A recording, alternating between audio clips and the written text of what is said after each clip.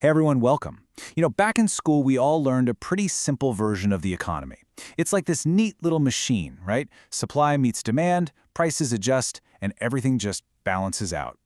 But if that's really the whole story, why does it feel like that machine sometimes grinds to a halt or even completely flies apart? Today, we're going to pop the hood and look at the hidden gears, the grit, and the friction that really make the economy run. And this is the central puzzle, isn't it? If markets are these perfect, self-correcting things, why do we get these massive, world-changing booms and these absolutely devastating busts? The simple models we learned just don't seem to have a good answer. To find one, we've got to start by taking apart the myth that those simple models are built on. So, let's start right there, with that concept we're all familiar with, the textbook idea of equilibrium. This is the picture of a perfect, self-correcting economy. It's a really clean, tidy place to start our journey. But as we're about to see, it's a myth that hides a much, much messier reality. So this is the dream, right? A state of perfect balance, where everything just works. In this world, markets clear instantly, efficiently, no problem. And look, it's a useful idea in theory, but it treats the economy like a single static photograph. The reality, though, is much more like a constantly rolling film. Okay, so if the economy isn't a static picture, what is it? Let's really challenge that old view. What if, instead of being a balanced state we arrive at, the economy is better understood as a continuous, unfolding process? This is a key insight from a school of thought you might have heard of called Austrian economics. The Austrian perspective completely flips the script. It sees the economy not as a machine that settles into equilibrium, but as a continually moving target. It puts a huge emphasis on the fact that the future is fundamentally uncertain.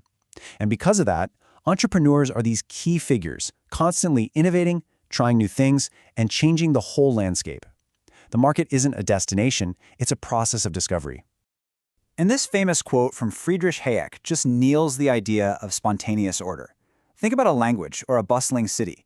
They're these incredibly complex, functional systems. But did anyone sit down and design them from the top down? No way. They emerged from the interactions of millions of people. The Austrian school argues that the market works in exactly the same way. Now, this idea is illustrated perfectly by the journey of a simple pencil. Seriously, think about this for a second. No single person on the entire planet knows how to make a pencil from scratch. First, you have countless people involved: loggers in Oregon, graphite miners in Sri Lanka, factory workers all over.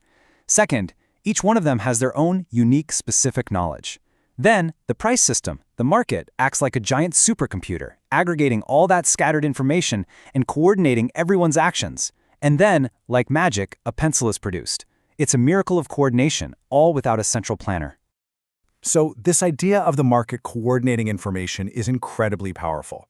But, and this is a huge but, it all kind of hinges on one big assumption, that the information is perfect. What happens when it's not? Well, that brings us to a massive piece of friction in the economic machine, the information gap. This slide shows a classic example of what economists call asymmetric information. Sounds fancy, but all it means is that in financial markets, the borrower always knows more about their project's true risk and their own intentions than the lender does. This simple imbalance creates some major, major problems. The first big problem is something called adverse selection. Imagine you're a bank, and you raise your interest rates to protect yourself from risky loans. Well, who's going to be most willing to pay those super high rates?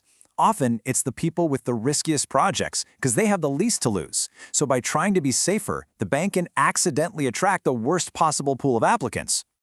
And the second problem is moral hazard. Okay, so let's say the business gets the loan. Now what? Well, they might be tempted to take way bigger risks than they would have otherwise. Why?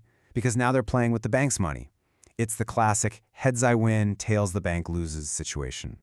So you see, these information gaps aren't just some abstract theory. They create real friction in the credit markets. Suddenly, the flow of money isn't just about the interest rate. It's also about trust, collateral, how healthy a company's books are.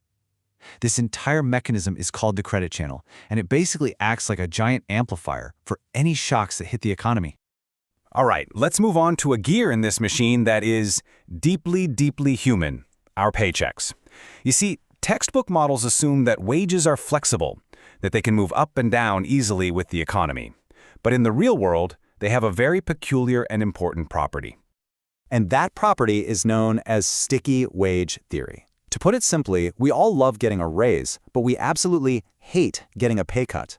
It feels unfair, it's bad for morale, so wages can go up pretty easily, but they are incredibly resistant to coming down. They are sticky down.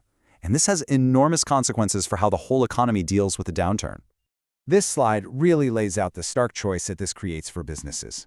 In a perfect textbook world, a company facing a recession could just lower everyone's pay by, say, 5%.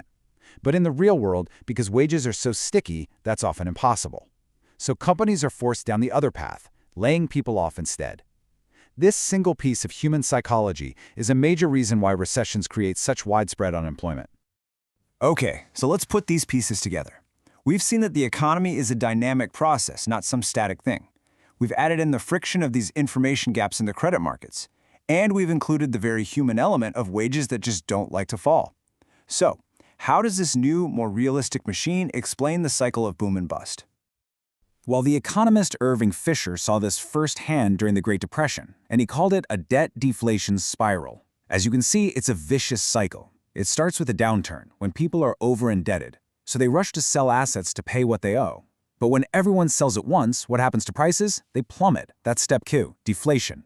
Now here's the trap. Your debt is a fixed number of dollars. When the price of everything else falls, that fixed debt becomes a much heavier burden in real terms. This forces people to cut spending even more, which pushes prices down further, and the economy just spirals deeper and deeper.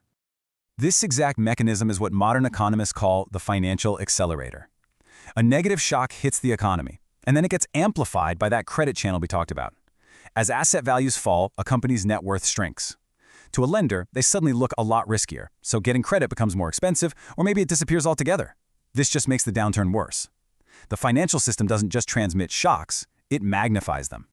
So it turns out the economy isn't a simple, self-balancing machine after all. It's this complex, adaptive system full of feedback loops, hidden information gaps, and our own very human psychology.